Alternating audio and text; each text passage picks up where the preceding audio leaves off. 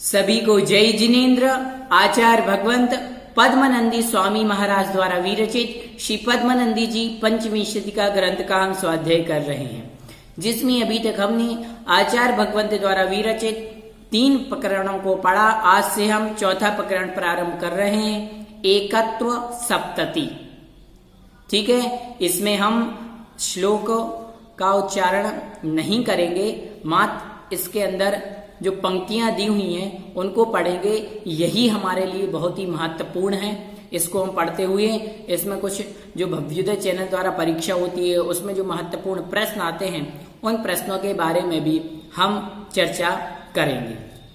चलिए, तो अब स्वाध्याय की थोड़ी सी गति बढ़ाते हुए अपन लोग स्वाध्याय प्रारंभ करते हैं। चलिए, एकत्व सप्तति। प्रश्न, एकत्व सप्तति का अर्थ क्या होता है? एकत्व अर्थात एक अकेला आत्मा, समस्त संसार से भिन्न, शरीर आदि से भिन्न, एकत्व एक अकेला आत्मा। सप्तति अर्थात 70। आत्मा के विषय में जो आत्मा अलग है, एकत्वपना है, उसके विषय में यहाँ पर 70 श्लोक कह रहे हैं, उसी के बारे में हम समझेंगे। आइए मंगलाचरण करते हैं, मंगलाचरण के बाद कक्षा प्रारंभ करेंगे। कायो सरिगायतांगो जयति जिनपतिर्नाभिशूनुर्महात्मा मध्यानि यस्य भास्वा नुपरि परिगतो राजति स्मोग्रमूर्ति चक्रं कर्मेन्दनान मतिबहुदहतो दूरमोदास्य वाता स्फुरजसद्यान्नव अन्नेरेवरुचिरतर प्रोद्गतो विश्वलिंगात्। बोलो पंच परमेश्वरी भगवान की जय। आचार्य भगवंत पद्मनंदी महाराज की जय। एकत्व सप्तति का अर्थ क्या है? प्रश्न नोट कर लीजिए। एकत्व सप्तति का अर्थ क्या है? एकत्व अर्थात एक अकेला आत्मा, सप्तति अर्थात 70। जहां पर एक अकेली आत्मा के विषय में 70 श्लोकों का एक प्रकरण लिखा गया है, उसे एकत्व सप्तति, यह इसका अर्थ हुआ। अब समझते हैं, अर्थ को जानते हैं। आइए श्लोक क्रमांक पहला हम पहले से पढ़ते हैं। जिस परमात्मा के चेतन स्वरूप अनुपम आनंद का सद्भाव है, जो अविनश्वर एवं शांत है, उसके लिए मैं पद्मनंदी मुनि अपने समस्त कर्मों को शांत करने के लिए नमस्कार करता हूं। प्रश्न, एकत्व सप्तति नामक प्रकरण में किसे नमस्कार किया गया है? एकत्व सप्तति नामक प्रकरण में ऐसे भगवंत को नमस्कार किया गया है जो चेतन स्वरूप अनुपम आनंद का सद्भाव है और जो अविनश्वर एवं शांत है। इन्हें नमस्कार, ऐसी चैतन्य आत्मा को नमस्कार किया गया है। क्यों? ताकि अपने कर्मों का शांत या समन हो सके। जो आकाश आदि, दूसरे नंबर का श्लोक, जो आकाश आदि 5 द्रव्यों से अर्थात शरीर से तथा ज्ञानावरणादि 8 कर्मों से रहित हो चुकी है और जो देवों के इंद्रों से पूजित हैं, और चैतन्यमय ज्योति को मैं पद्मनंदी महाराज नमस्कार करता हूं। किससे रहित है? जो शरीर आदि से रहित है। शरीर से रहित है आत्मा, अमूर्त है। 8 कर्मों से रहित है, 9 कर्म, द्रव्य कर्म, भाव कर्म, तीनों कर्मों से रहित है। ठीक है। ज्ञानावरणादि 8 कर्म कौन कौन से? ज्ञानावरणी, दर्शनावरणी, वेदनीय, मोहनीय, अंतराय, आयुर, नाम, गोत्र, इन सब से जो रहित है, ऐसी चैतन्य आत्मा को यहाँ पर नमस्कार किया गया है। ऐसी चैतन्य विभूति आत्मा को यहाँ पर आचार्य पद्मनंदी महाराज नमस्कार करते हैं। आगे, जो चेतन आत्म अज्ञानी प्राणियों के लिए अस्पष्ट एवं सम्यक ज्ञानियों के लिए स्पष्ट है, समस्त वस्तुओं में श्रेष्ठ है, उस चैतन्य आत्मा के लिए नमस्कार हो। प्रश्न ये भी बन सकता है कि किस प्रकार की चैतन्य आत्मा को नमस्कार किया गया है, या वह चैतन्य आत्मा कैसी है? किस प्रकार की चैतन्य आत्मा को नमस्कार किया गया है, या वो चैतन्य आत्मा कैसी है? तो कह रहे हैं कि जो चेतन आत्मा अज्ञानी प्राणियों के लिए अस्पष्ट है और ज्ञानी प्राणियों के लिए, सम्यक ज्ञानियों के लिए स्पष्ट है, समस्त वस्तुओं में श्रेष्ठ है, ऐसी चैतन्य आत्मा को यहाँ पर नमस्कार किया गया है। समझ गए? चलिए 4 नंबर, वह चैतन्य आत्मा, चैतन्य तत्व प्रत्येक प्राणी के शरीर में स्थित है। सही विकल्प या खालिस्तान या सत्य असत्य। चैतन्य तत्व प्रत्येक प्राणी के शरीर में स्थित है। सत्य असत्य सत्य या खालिस्तान भी इसके बीच में से बन सकता है। अपनी परीक्षा होती है भव्योदय चैनल की, उसमें आता है। चैतन्य तत्व प्रत्येक प्राणी के शरीर में स्थित है, किंतु अज्ञान अंधकार के व्याप्त के कारण जीव उसको नहीं जानते, इसलिए वे बाहर ही बाहर घूमते हैं और विषय भोग जनित सुख को ही वास्तविक सुख मान करके उसी में प्रयत्नशीलता को प्राप्त करते हैं, प्रयत्नशील रहते हैं। तो ये जो संसारी प्राणी है, ये संसारी प्राणी कि प्रत्येक प्राणी के अंदर वह चैतन्य आत्मा है, किंतु यह प्राणी अज्ञान रूपी अंधकार के कारण से उस आत्म स्वरूप को पहचान नहीं पाता, जान नहीं पाता, और इसीलिए इस संसार में भ्रमण करता रहता है। विषय भोगों को ही अपना मानता है, विषय भोगों को ही वास्तविक सुख मान करके उसी में प्रयत्न करता है, आत्मा के कल्याण के लिए प्रयत्न नहीं करता है। तो इस पंक्ति को आप अपनी पेन से टिक कर लीजिए। चैतन्य तत्व प्रत्येक प्राणी के शरीर में स्थित है। ठीक है, चलिए आगे पढ़ते हैं 5 नंबर। कितने ही मनुष्य सदा महान शास्त्र समूह में परिभ्रमण करते हुए भी बहुत से शास्त्रों का परिशीलन करते हुए उस आत्म तत्व को काष्ठ की शक्ति रूप में विद्यमान अग्नि के समान नहीं जानते। क्या होता है, कई लोग बहुत स्वाध्याय करते हैं, वर्षों से स्वाध्याय कर रहे हैं, उनका स्वाध्याय भी अच्छा है, स्वाध्याय में निरंतरता बनाए हुए प्रयत्नशील है, निरंतर ही स्वाध्याय कर रहे हैं, किंतु उस जो आत्मा की शक्ति है उसके बारे में नहीं जान पा रहे। यह तो उन्होंने पढ़ लिया कि शरीर अलग है, आत्मा अलग है, यह जान लिया। इष्टोपदेश जी में आचार्य भगवंत पूज्यपाद स्वामी जी ने कहा, जीवो न्यः पुद्गलस्य चान्यः, जीव अलग है, पुद्गल अलग है। तो यह तो हमने पढ़ने से जान लिया, किंतु जब तक हम उसको जान तो लिया, जब तक हम उस चैतन्य स्वरूपी आत्मा के विषय में नहीं जान लेते और उसको प्राप्त नहीं कर लेते, तब तक हमारा कार्य पूर्ण नहीं हुआ। तब तक स्वाध्याय जिस हेतु हमने किया है वो कार्य हमारा पूर्ण नहीं हुआ।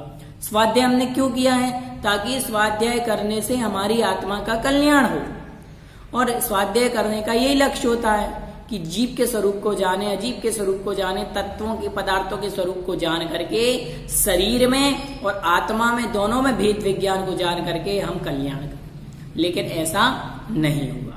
आगे 6 नंबर, यदि कोई दया से प्रेरित हो करके उस उत्कृष्ट तत्व का स्पष्टतया कथन भी करता है, तो कितने ही प्राणी महामोह के मलिन होकर उसको ना मानते हैं और ना सुनते हैं। हम देखते हैं आज हमारा जो स्वाध्याय चल रहा है, इस स्वाध्याय में अपने कल्याण के विषय की बात चल रही है, किंतु लोग इसको क्यों नहीं सुनते? तो इसका कारण भी आचार्य भगवंत ने बता दिया। प्राणी मोह रूपी मल से ग्रसित है, इस कारण से ना वो इस विषय को सुनते हैं और ना इस विषय को मानते हैं। बोलते हैं लोग तो उपवास करना व्यर्थ है। कई लोग तो इतना तक कह देते हैं, उपवास करके अपनी आत्मा को दुख क्यों देना, उपवास करके हम अपनी आत्मा को क्यों दुख दें, इससे और ही कर्म बंद होगा। लोग उल्टा सोचते हैं। लेकिन मान्यवर, कर्म बंद तो कसाय से होता है। जो आत्मा को कसता है, आत्मा को दुख कौन दे रहा है? कसाय। तो कितनी गुस्सा करते हैं, कितना क्रोध आता है लोगों को, मान करते हैं, मायाचारी करते हैं, कितने कर्मों का बंद हो रहा, ये सोचे जरा।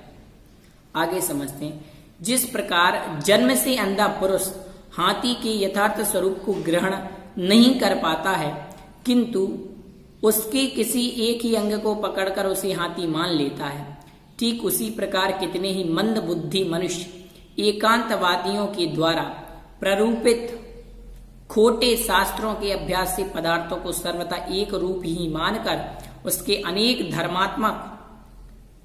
धर्मात्मक स्वरूप को नहीं समझते, इसलिए विनाश को प्राप्त हो जाते हैं। जैसे कि समझे, जैसे कि एक हाथी है, एक हाथी को 10 लोगों ने पकड़ा है। वो 10 लोग जन्म से अंधे हैं। एक ने कान को पकड़ा है, एक ने पैर को पकड़ा है, एक ने सूंड को, एक ने पीछे पीठ को और एक ने पूंछ को पकड़ा है।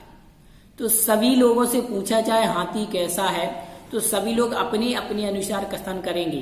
कोई कहेगा सूपे जैसा है हाथी जिसने कान को पकड़ा है, कोई पूंछ को पकड़ेगा तो कोई कहेगा सांप के जैसा है, कोई कहेगा मोटा है, खम्बे जैसा है।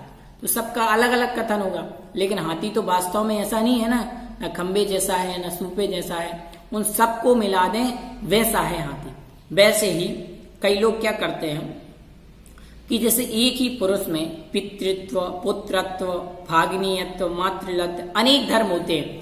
जैसे एक पिता किसी की अपेक्षा भाई है, पत्नी की अपेक्षा उसका पति है, पुत्र की अपेक्षा उसका पिता है, तो अलग अलग अपेक्षा से उसके अलग अलग संबंध हैं। जैसे मैं हूं तो मेरी माँ का मैं क्या हुआ बेटा, मेरे भाई का मैं भाई, बहन का भाई, ठीक है, मेरी चाची का मैं भतीजा हुआ, नानी का नाती हुआ। तो ऐसे रिश्ते अलग अलग हो गए ना, लेकिन हूं तो मैं एक ही व्यक्ति हूं, एक ही व्यक्ति, लेकिन अलग अलग अपेक्षा से अलग अलग मेरे रिश्ते संबंध हैं। वैसे ही वह हाथी है तो एक ही, लेकिन लोग उसका अलग अलग कथन कर रहे हैं। वैसे ही कई मूर्ख लोग क्या करते हैं, धर्म के स्वरूप को ना समझ करके खोटे शास्त्रों का अध्ययन करते हुए धर्म के स्वरूप को विपरीत समझ लेते हैं। धर्म का स्वरूप विपरीत नहीं है, धर्म तो अनेकांत है। धर्म को कैसे समझना चाहिए, अनेकांत रूप से, एक ही अपेक्षा से हमें नहीं समझना चाहिए।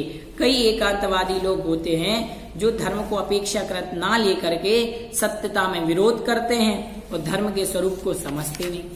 जैसे व्यवहार और निश्चय धर्म ले लो, व्यवहार से सम्यक दर्शन, सम्यक ज्ञान, सम्यक चारित्र धर्म है, ठीक है।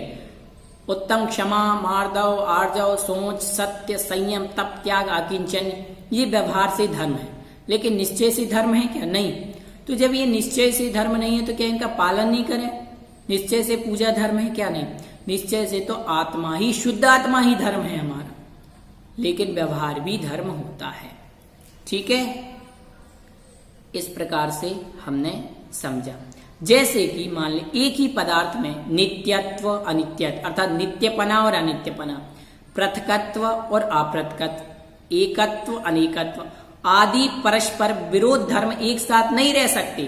परंतु यदि गंभीर दृष्टि से विचार किया जाए तो धर्मों के रहने में किसी प्रकार का विरोध प्रतिभाषित नहीं होता।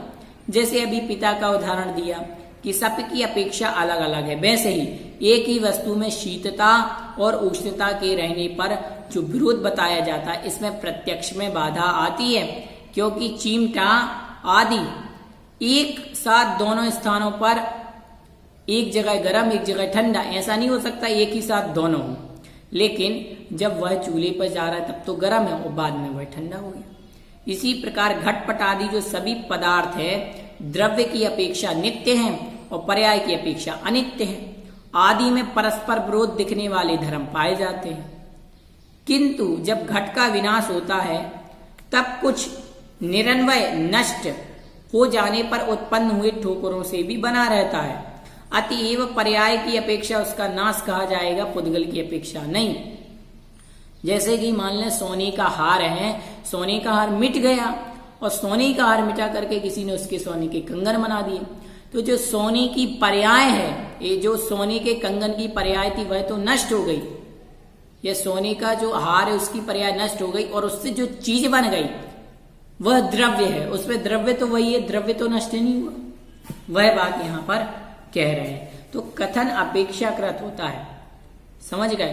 पौद्गल द्रव्य घट पर्याय में उसका पौद्गलिक नष्ट हो जाने पर, मतलब उसका पौद्गलिक तो नष्ट, जैसे उसकी पर्याय नष्ट हुई लेकिन उसकी पौद्गलिक थी वह तो नष्ट नहीं हुआ ना। इस प्रकार से हमें अनेकांत और एकांत धर्म को समझना चाहिए। प्रश्न नोट कर लीजिए महत्वपूर्ण, एकांतवाद और अनेकांतवाद में क्या अंतर है? एकांतवाद और अनेकांतवाद में क्या अंतर है? एकांतवाद के स्वरूप को समझाइए, अनेकांतवाद के स्वरूप को समझाइए। ये श्लोक क्रमांक है आपका 6वां। पद्मनंदी पंचमी शतिका के एकत्व सप्तति के 6वें श्लोक में एकांतवाद और अनेकांतवाद का आपको अंतर लिखना है। चलिए आगे पढ़े। 7 नंबर, कितने ही जीव किसी शास्त्र आदि के निमित्त कुछ थोड़ा सा ज्ञान पा करके इतने अधिक अभिमान को प्राप्त हो जाते हैं कि सभी लोगों को मूर्ख समझकर विद्वान का भी आश्रय नहीं लेते। आगे, दुख रूप संकुचित मार्ग में अर्थात गड्ढे में गिरते हुए प्राणी की धर्म ही रक्षा करता है। बताओ, यदि कोई प्राणी संसार में गड्ढे में गिर रहा है, दुख रूप संकुचित मार्ग में जा रहा है, दुख रूपी गड्ढे में गिर रहा है, तो उसकी सहायता कौन करेगा? धर्म ही करेगा। इस संसार से पतित होते प्राणियों को एकमात्र नौका धर्म ही है। ठीक है, समझ गए कि संसार में जो प्राणी है वो गिर रहे, उनकी रक्षा को धर्म करता है, सब जानते हैं। अतएव उन मनुष्यों को धर्म अर्थात परीक्षा पूर्वक ग्रहण करना चाहिए। जो जिनेन्द्र भगवान ने, सर्वज्ञ वीतराग भगवान ने धर्म कहा है, वह यथार्थता को प्राप्त हो सकता है, क्योंकि पुरुष की प्रामाणिकता से ही वचन में प्रामाणिकता आती है। विशेषा, वचन में सत्यता या तो अल्पज्ञता के कारण से होती है या किसी के हृदय के राग द्वेष दूषित होने के कारण। इसीलिए जो पुरुष अल्पज्ञ और राग द्वेष से सहित है, उनका कहा हुआ धर्म वचन प्रमाण नहीं हो सकता। ठीक है, वो तो उनका वचन प्रमाणिक हो ही नहीं सकता। क्यों? क्योंकि एक तो उन्हें ज्ञान नहीं है, किसी भी विषय का ज्ञान नहीं है, अल्पज्ञ हैं। दूसरा, राग द्वेष से दूषित है, निश्चित रूप से उनका वचन प्रमाण नहीं है। वचन प्रमाण किनका है? जो सर्वज्ञ हैं, राग द्वेष से रहित हैं। ऐसे जिनेन्द्र भगवान के वचन प्रमाण है। जो संसार में हैं, जो लोग संसार के देवी देवताओं को पूजते हैं, उनके वचन प्रमाण मानते, उनके वचन कहाँ से प्रमाण हो सकते? अरे वचन तो उन्हीं के प्रमाण हैं जो राग द्वेष से रहित और सर्वज्ञ हो गए हैं। ऐसे भगवान के वचन ही प्रमाण हैं। ठीक है, प्रश्न, किनके वचन प्रमाण हैं, ये आपको लिखना है। ठीक है, अगला, सब 11वें नंबर का, सब बाह्य विषयों का संबंध प्राणियों के साथ सदा काल ही रहता है। उनसे भिन्न चैतन्य और सम्यक ज्ञान का संबंध ये दुर्लभ है। समझ रहे हैं? आगे, जो भव्य जीव क्षयोपशम विशुद्धि देशना प्रायोग पंच लब्धियों रूप विशेष सामग्री से सम्यक दर्शन, सम्यक ज्ञान, सम्यक चारित्र रूपी रत्नत्रय को धारण करके योग्य बन चुका है, वह मोक्ष मार्ग में स्थित है। महत्वपूर्ण प्रश्न, पहला, मोक्ष मार्ग में स्थित कौन है? इसका उत्तर है श्लोक नंबर 12 में। कौन है मोक्ष मार्ग में स्थित? तो जो भव्य जीव क्षयोपशम विशुद्धि देशना प्रायोग्य और करण, इन 5 लब्धियों रूप विशेष सामग्री से सम्यक दर्शन, सम्यक ज्ञान, सम्यक चारित्र रूप रत्नत्रय को धारण करके योग्य बन चुका है, वह मोक्ष मार्ग में स्थित है। लिख लीजिए, मोक्ष मार्ग में स्थित कौन है? जो भव्य जीव क्षयोपशम विशुद्धि देशना प्रायोग्य करण, इन 5 लब्धियों रूप विशेष सामग्री से सम्यक दर्शन, सम्यक ज्ञान, सम्यक चारित्र रूप रत्नत्रय को धारण करके योग्य बन चुका है, वह मोक्ष मार्ग में स्थित है। दूसरा प्रश्न, लब्धियां कितनी होती हैं? लब्धियां 5, क्षयोपशम विशुद्धि देशना प्रायोग्य करण। लब्धि का अर्थ क्या होता है? लब्धि का अर्थ होता है योग्यता, अर्थात सम्यक दर्शन प्राप्ति की योग्यता। अब समझते हैं 5 लब्धियों के बारे में। सबसे पहली लब्धि है क्षयोपशम लब्धि। कौन सी है? क्षयोपशम लब्धि। शब्द समझे, क्षय उपशम, क्षय अर्थात कर्मों का क्षय होना, उपशम अर्थात दबना, लब्धि अर्थात योग्यता। तो कह रहे हैं जिस समय कर्मों का अनुभाग अर्थात फल देने की शक्ति, जिस प्रकार कर्मों के फल देने की शक्ति, जिस समय कर्मों का अनुभाग प्रति समय अनंत गुणा घटता हुआ उदय में आता है, उसे क्षयोपशम लब्धि कहते हैं। अर्थात जो कर्मों के फल देने की शक्ति है वो प्रति समय अनंत गुणी क्षीण होती हुई, कम होती हुई उदय में आती है, उसे क्षयोपशम लब्धि कहते हैं। विशेष रूप से समझे, परिभाषा हो गई क्षयोपशम लब्धि की। परिभाषा शॉर्ट में लिख लीजिए, लिखिए परिभाषा, जिस समय कर्मों का अनुभाग प्रति समय अनंत गुणा घटता हुआ उदय में आता है उस समय क्षयोपम लब्धि होती है। अब विशेष समझते हैं। जब पूर्व संचित कर्मों के अनुभाग स्पर्धक, जो पूर्व में हमने कर्मों का संचय किया है, उन कर्मों के अनुभाग स्पर्धक विशुद्धि के द्वारा, मतलब हमारी जैसे जैसे विशुद्धि बढ़ती है, उस विशुद्धि के द्वारा प्रत्येक समय में उत्तरोत्तर मतलब बढ़ते हुए, अनंत गुण क्षीण होते हुए उदीना को प्राप्त होते हैं, वह क्षयोपम लब्धि कहलाती है। समझ गए कि उदय में आते हैं। जैसे जो कर्म हमने पूर्व में बांधे हैं, वो कर्म उदय में तो आ रहे हैं, वह कर्म उदय में क्या हो रहे हैं, कर्म उदय में आ रहा है, लेकिन कैसा आ रहा है, अनंत गुणा क्षीण होता हुआ, वह कहलाती है क्षयोपम लब्धि। समझ गए? पहली लब्धि परिभाषा भी लिख ली। चलिए दूसरी लब्धि की परिभाषा लिखते हैं। विशुद्धि लब्धि। विशुद्धि सब जानते हैं, जैसा नाम वैसा काम। विशुद्धि की परिभाषा लिखिए। क्षयोपम लब्धि के होने से साता वेदनीय आदि प्रशस्त प्रकृतियों के बंध में कारण जो धर्मानुराग रूप शुभ परिणाम होता है, वह विशुद्धि लब्धि कहते हैं, उसे विशुद्धि लब्धि कहते हैं। एक बार और, क्षयोपम लब्धि के होने से साता वेदनीय आदि प्रशस्त प्रकृतियों के बंध में कारण जो धर्म अनुराग रूप शुभ परिणाम होता है, उसे विशुद्धि लब्धि कहते हैं। अब समझते हैं थोड़ा सा। प्रति समय अनंत गुणी क्षीणता, प्रति समय अनंत गुणी हीनता के क्रम से उदीर्णा को प्राप्त कराए गए अनुभाग के स्पर्धक से उत्पन्न हुआ जो जीव का परिणाम है, शाता वेदनी आदि पुण्य प्रकृतियों के बंध का कारण है और असाता वेदनी के आबंध का कारण है, वह विशुद्धि लब्धि है। समझे कि क्षयोपम लब्धि के होने के बाद, क्षयोपम लब्धि हो गई, क्षयोपम लब्धि के होने से साता वेदनी आदि जो प्रशस्त प्रकृतियां, जो सुख को देने वाली ऐसी प्रकृतियों का बंध और असाता वेदनियों का बंध नहीं होता, और धर्म के स्वरूप जो धर्म में और शुभ परिणाम होते हैं, वह विशुद्धि लब्धि कहलाती है। तीसरे नंबर की देशना लब्धि। लिखिए परिभाषा देशना लब्धि की। 6 द्रव्य और 9 पदार्थों का उपदेश करने वाले, 6 द्रव्य और 9 पदार्थों का उपदेश करने वाले आचार्य आदि का लाभ, आचार्य आदि का लाभ उनके द्वारा उपदिष्ट अर्थ का ग्रहण, उनके द्वारा उपदिष्ट अर्थ का ग्रहण, धारण आदि के लाभ को देशना लब्धि कहते हैं। धारण आदि के लाभ को देशना लब्धि कहते हैं। 6 द्रव्य और 9 पदार्थों के उपदेश करने वाले आचार्य आदि का लाभ, उनके द्वारा उपदिष्ट अर्थ का ग्रहण और धारण आदि करने के लाभ को देशना लब्धि कहते हैं। समझ गए? अब समझते हैं विशेष।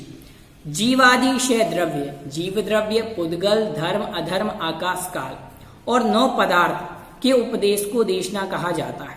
उस देशना में लीन हुए आचार्य परमेष्ठी के द्वारा प्राप्ति को और उनके द्वारा कहे गए पदार्थों के ग्रहण, धारण और विचार की शक्ति को देशना लब्धि कहते हैं। समझ गए? लब्धि नंबर 4 प्रायोग्य लब्धि। प्रायोग्य लब्धि। अब समझते हैं इसकी परिभाषा। लिखिए परिभाषा। उपर्युक्त 3 लब्धि से युक्त जीव, उपर्युक्त अर्थात ऊपर कहीं गई, उपर्युक्त 3 लब्धि से युक्त जीव प्रति समय विशुद्ध होता हुआ, प्रति समय विशुद्ध होता हुआ आयु के बिना शेष 7 कर्मों की स्थिति, आयु के बिना शेष 7 कर्मों की स्थिति अंतः कोड़ा कोड़ी सागर प्रमाण करता है, अंतः कोड़ा कोड़ी सागर प्रमाण करता है और अप्रशस्त प्रकृतियों के अनुभाग को, अप्रशस्त प्रकृतियों के अनुभाग को द्विस्थानीय अर्थात लता दारू अस्थि शैल से लता दारू रूप करता है, वहां पर प्रायोग्य लब्धि होती है। जैसे सब कर्मों की उत्कृष्ट स्थिति को घात करके मात्र अंतः कोड़ा कोड़ी स्थिति में स्थापित करना और सभी कर्मों के उत्कृष्ट अनुभाग को घात करके द्विस्थानीय घातिया कर्मों के लतारूप और दारू रूप तथा अन्य पाप प्रकृतियों के नीम और कांजी रूप अनुभाग स्थापित करने को प्रायोग्य लब्धि कहते हैं। इस प्रकार से यह प्रायोग्य लब्धि हुई। अब समझते हैं अंतिम और पांचवी लब्धि की, करण लब्धि। इन चार लब्धियों को तो अभव्य और भव्य दोनों जीव कर सकते हैं। चार लब्धियों को भव्य भी और अभव्य भी, लेकिन जो पांचवें नंबर की लब्धि है उसे केवल भव्य जीव ही प्राप्त कर सकता है। करण लब्धि किसे कहते हैं? परिभाषा लिखिए। अंतः प्रवृत्तकरण, अपूर्वकरण, अनिवृत्तिकरण, इन तीन प्रकार के परिणामों की प्राप्ति को करण लब्धि कहते हैं। अंतः प्रवृत्तकरण, अपूर्वकरण, अनिवृत्तिकरण, इन तीन प्रकार के परिणामों की प्राप्ति को करण लब्धि कहते हैं। समझ गए? इस प्रकार से यह करण लब्धि की परिभाषा हुई। समझ गए? अब क्या कह रहे हैं? इन पांच लब्धियां को करके यह जीव अनंतर समय में सम्यक दर्शन को प्राप्त कर लेता है। इसे प्रथमोपसम सम्यक दर्शन, अर्थात प्रथमोपसम सम्यक दर्शन को प्राप्त करने के लिए पांच लब्धियां और अभव्य जीव कर नहीं सकता। पांचवी लब्धि तो उसको सम्यक दर्शन होता नहीं। अभव्य अर्थात उसमें योग्यता ही नहीं है। लब्धि का अर्थ ही है योग्यता, तो इसे सम्यक दृष्टि प्राप्त कर सकता है। इस प्रकार से अब आगे समझे, जिन परिणामों में उपरितन समयवर्ती परिणाम अधस्तन समयवर्ती अर्थात ऊपर के परिणामों में स्थित और नीचे के परिणामों में स्थित समान होते हैं उसे अधा प्रवृत्तकरण कहा जाता है। ठीक है। दूसरा, प्रत्येक समय में उत्तरोत्तर जो परिणाम अपूर्व होते हैं वह अपूर्वकरण, और भिन्न समयवर्ती जीवों के परिणाम सर्वथा विसदृश अर्थात समान नहीं होते, और एक समयवर्ती जीवों के परिणाम सदृश और विसदृश दोनों होते हैं। जो परिणाम एक समयवर्ती जीवों के सर्वथा सदृश और भिन्न समयवर्ती जीवों के विसदृश होते हैं उन्हें अनिवृत्तिकरण परिणाम कहा जाता है। इस प्रकार से प्रथमोपसम सम्यक दर्शन की प्राप्ति के लिए परिणाम के अंतिम समय, तीन प्रकार के परिणामों के अंतिम समय में प्रथमोपसम सम्यक दर्शन की प्राप्ति इन तीनों प्रकार के जो परिणाम का है इनके अंतिम समय में होती है। ऊपर की जो चार लब्धियां हैं वह तो भव्य अभव्य दोनों कर सकते हैं, किंतु पांचवी करण लब्धि को केवल भव्य जीव ही करता है। आगे सम्यक दर्शन, सम्यक ज्ञान, सम्यक चारित्र, ये तीनों मोक्ष के कारण हैं। वास्तविकता में सुख मोक्ष में है, इसलिए मोक्ष में प्रयत्न करना चाहिए। सम्यक दर्शन का कारण क्या है, मोक्ष मार्ग क्या है, तो ये सब बता चुके हैं कि सम्यक दर्शन, सम्यक ज्ञान, सम्यक चारित्र, ये तीनों की एकता ही मोक्ष मार्ग है। यही मोक्ष मार्ग का स्वरूप है। आगे आत्मा के विषय में निश्चय हो जाता है उसे सम्यक दर्शन कहते हैं। सम्यक दर्शन किसे कहते हैं? आत्मा के विषय में निश्चय हो जाना सम्यक दर्शन, आत्मा का ज्ञान हो जाना सम्यक ज्ञान, और आत्मा में स्थिर होने का नाम सम्यक चारित्र है। ये पहले ही हम समझ चुके हैं। निश्चय की बात चल रही है। व्यवहार से तो रत्नत्रय, व्यवहार से तो देवशास्त्र गुरु पर श्रद्धान करना कहा गया है, लेकिन निश्चय से आत्मा के विषय में निश्चय होना, आत्मा का ज्ञान और आत्मा में स्थिर होना, यह निश्चय से सम्यक दर्शन है। सम्यक ज्ञान सम्यक चारित्र है और तीनों का संयोग मोक्ष का कारण है। शुद्ध निश्चय की अपेक्षा सम्यक दर्शन तीनों चैतन्य स्वरूप है। कारण अखंड वस्तु और भेदों के लिए कौन सा स्थान है? अब कह रहे हैं निश्चय से तो हमारी आत्मा में क्या हो जाना, निश्चय हो जाना कि आत्मा ही हमारा है, इसके अलावा कुछ नहीं है। ज्ञान आत्मा का ज्ञान हो जाना, चारित्र आत्मा में ही लीन हो जाना, आत्मा में स्थिर हो जाना, यह कहा गया है। यही निश्चय से है। इस प्रकार से ऊपर जो सम्यक दर्शन आदि को पृथक पृथक बताया है वह व्यवहार नए से भिन्न लगते हैं, लेकिन निश्चय से तो तीनों अभिन्न ही हैं। शुद्ध निश्चय नए से तीनों में कोई भेद नहीं है। आत्मा अखंड है, अभिन्न है और भेद की कल्पना नहीं हो सकती है। इस प्रकार से यह चर्चा हुई। अब आज की कक्षा में फिलहाल इतना ही। 15 श्लोकों का हमने स्वाध्याय कर लिया है। महत्वपूर्ण प्रश्नों को जाना। एक बार और आप प्रश्न देख लीजिए। पंचलब्धि का स्वरूप, प्रथमोपसम सम्यक दर्शन की प्राप्ति कैसे होती है, सम्यक दर्शन, सम्यक ज्ञान और सम्यक चारित्र का निश्चय से स्वरूप बतलाइए। और भी मुख्य प्रश्न थे वह हमने देखे। अगली कक्षा में फिर पढ़ेंगे। भव्योदय चैनल को सब्सक्राइब करें और लाइक करना ना भूलें वीडियो को, और जो भी प्रश्न कमेंट में कर सकते हैं। इसके बाद अगली कक्षा में आगे पढ़ेंगे। सभी को जय जिनेंद्र।